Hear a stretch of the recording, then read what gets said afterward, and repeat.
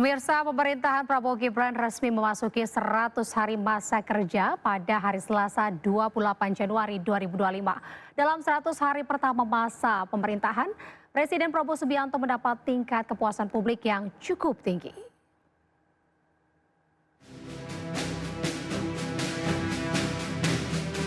Hari ini, 28 Januari 2025, pemerintahan Presiden Prabowo Subianto dan Wakil Presiden Gibran Rakabuming Raka genap 100 hari memimpin Indonesia. Berbagai gebrakan kebijakan menandai komitmen Prabowo Gibran dalam membawa perubahan. Terutama yang berfokus pada kesejahteraan masyarakat, pemberdayaan ekonomi, dan reformasi sosial. Meskipun Presiden Prabowo mengatakan ia tidak pernah bekerja dengan target ratusan hari, namun Prabowo mengapresiasi kinerja para pembantunya di Kabinet Merah Putih dalam melayani rakyat. Walaupun sebetulnya saya tidak pernah bekerja dengan target ratusan hari atau bulanan, tapi bagaimanapun itu merupakan suatu tonggak, suatu tahap yang kita selesaikan. Dan untuk itu, saya kira secara objektif kita boleh bangga bahwa kita telah menunjukkan suatu hasil yang menuju kepada sasaran-sasaran kita. Saya apresiasi kerja saudara-saudara sekalian.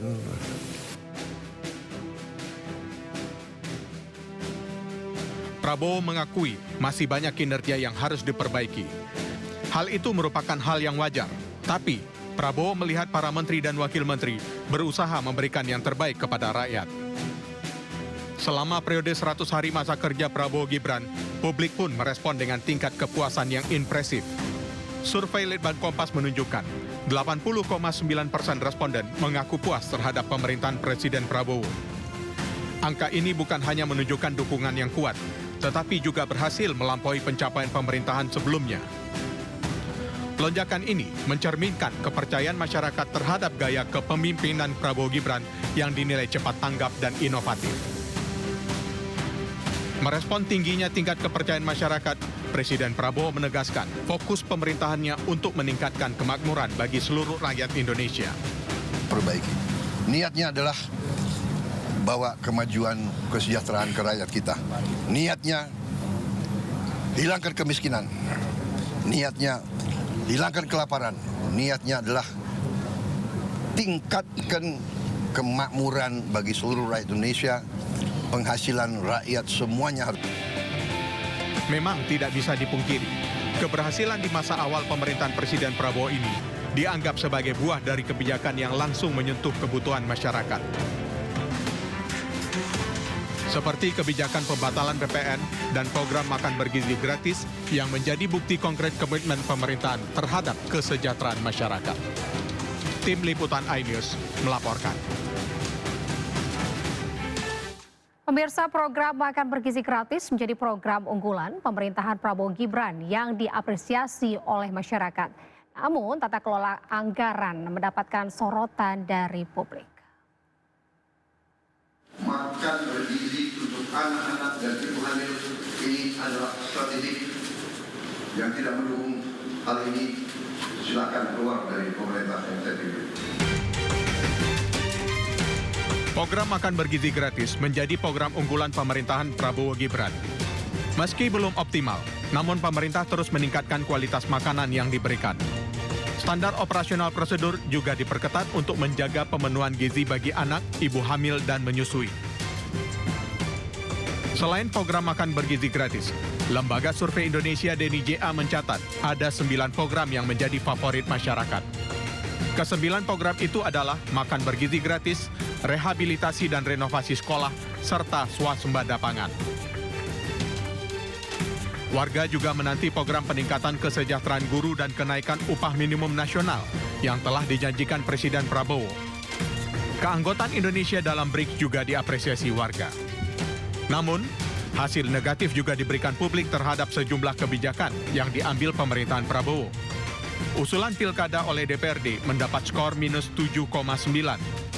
Pembentukan kabinet jumbo minus 6,8 dan penghapusan utang UMKM minus 5,7. Sementara itu, hasil yang berbeda diungkap oleh Center of Economic and Law Studies atau CELIOS. Hasil evaluasi CELIOS dari studi dilakukan terhadap panelis yang terdiri dari 95 jurnalis, Presiden Prabowo Subianto memperoleh rapor 5 dari total 10 poin. Sementara, Wapres Gibran Rakabuming Raka mendapat rapor yang sangat rendah, yakni 3 dari 10. Studi juga menunjukkan 74% responden menilai janji politik hanya sebagian yang berhasil, sementara sebagian lainnya tidak terlaksana. Capaian program juga dinilai kurang optimal, yakni hanya 37%. Dan rencana kebijakan tidak sesuai dengan kebutuhan publik, yakni 34% saja. Tata kelola anggaran dalam kabinet juga mendapat penilaian buruk, dengan 52% responden menilai hal tersebut sangat mengecewakan. Responden juga menilai kolaborasi antar lembaga kurang efektif, yakni 46%, dan minimnya intervensi di sektor ekonomi, yakni 31%. Dengan rendahnya penilaian, banyak pihak menilai kabinet perlu melakukan reshuffle menteri. Sebanyak 88% responden menyatakan perlu dilakukan reshuffle pada 6 bulan pertama. Menanggapi hal itu, Ketua DPR RI, Puan Maharani, mengapresiasi 100 hari kinerja pemerintahan Prabowo Gibran. Puan juga meminta pemerintah bekerja lebih keras. Apresiasi kepada pemerintahan Pak Prabowo yang walaupun masih belum 100 hari sudah alhamdulillah mendapatkan apresiasi dari masyarakat. Ini merupakan tantangan dari pemerintahan yang sekarang untuk bisa lebih bekerja keras dalam menjalankan pemerintahannya sehingga apapun hasilnya adalah untuk rakyat. Jadi bekerja lebih baik, bekerja dengan lebih semangat, dan apapun yang menjadi kekurangannya akan bisa ditindaklanjuti dengan evaluasi yang terbaik bagi rakyat. Meski belum sempurna, namun pemerintahan Prabowo Gibran diharapkan bisa terus akselerasi pencapaian target pembangunan nasional, menjawab tantangan global, serta mewujudkan kesejahteraan bagi seluruh rakyat Indonesia. Tim Liputan iNews melaporkan. Pemirsa, 100 hari sudah jajaran Kabinet Merah Putih bekerja. Rakyat pun terus awasi kementerian di bawah pemerintahan Prabowo Gibran. Lantas siapa saja menteri terbaik versi masyarakat? Berikut liputannya.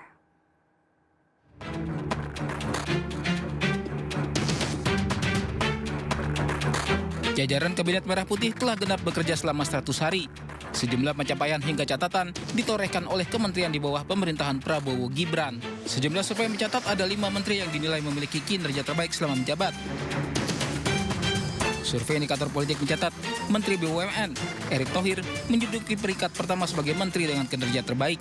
Menteri Keuangan Sri Mulyani menduduki peringkat kedua.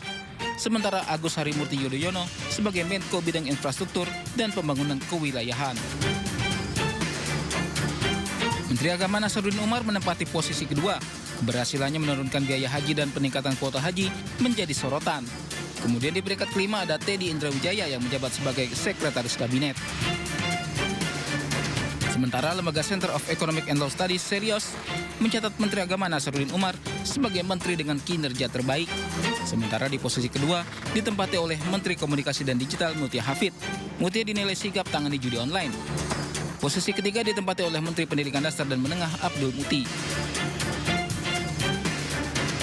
Menteri Kesehatan Budi Gunadi Sadikin menduduki peringkat keempat. Rakyat menanti kebijakan tes kesehatan gratis di hari ulang tahun.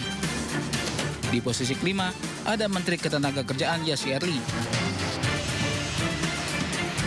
100 hari waktu yang singkat untuk menilai keberhasilan jajaran Kabinet Merah Putih. Rakyat terus menanti konsistensi para menteri dalam membangun negeri. Tim Liputan iNews melaporkan.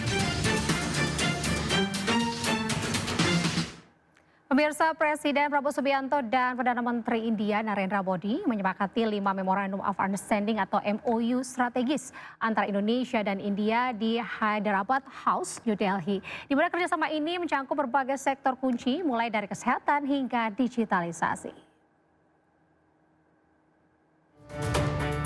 Dalam lawatannya ke Hyderabad House, New Delhi, India, Presiden Prabowo Subianto dan Perdana Menteri India Narendra Modi menyepakati 5 Memorandum of Understanding atau MOU strategis antara Indonesia dan India, di mana pertemuan kenegaraan ini menjadi momen bersejarah dalam mempererat hubungan bilateral antar kedua negara.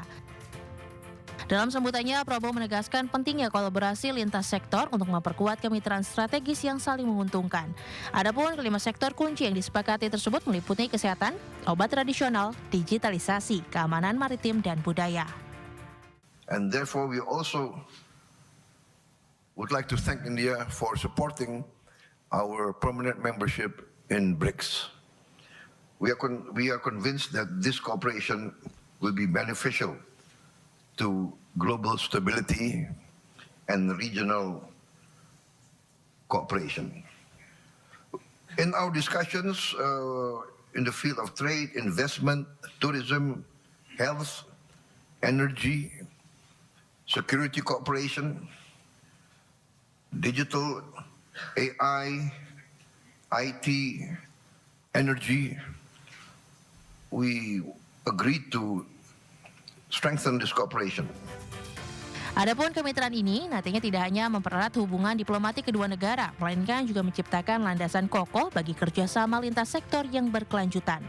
Oleh karena itu, baik Indonesia maupun India diharapkan mampu memanfaatkan momentum tersebut untuk mendukung pertumbuhan ekonomi, keamanan, dan kesejahteraan masyarakat di kedua negara.